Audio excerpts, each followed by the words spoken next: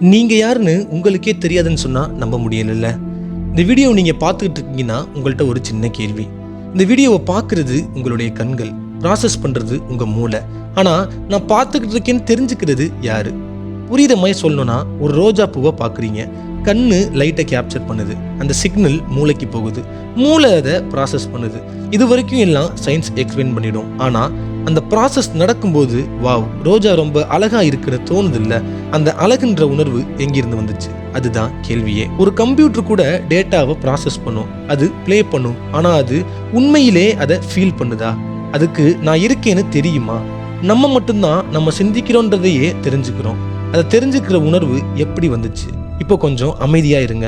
உங்க மனசுல ஒரு சிந்தனை ஓடுது. அந்த சிந்தனையை கவனிக்கிற இன்னொரு அமைதியான ஆள் யாரு? இதை இன்னும் விஞ்ஞானிகளாலேயே கண்டுபிடிக்க முடியல. இது சயின்ஸுக்கு புரியாத மர்மமாவே இருக்கு. கான்சியஸ்னஸ் பத்தின உங்களுடைய புரிதலை கமெண்ட்ல சொல்லுங்க. திஸ் இஸ் நல் பாத். அறியாத பாதையில் மீண்டும் சந்திப்போம்.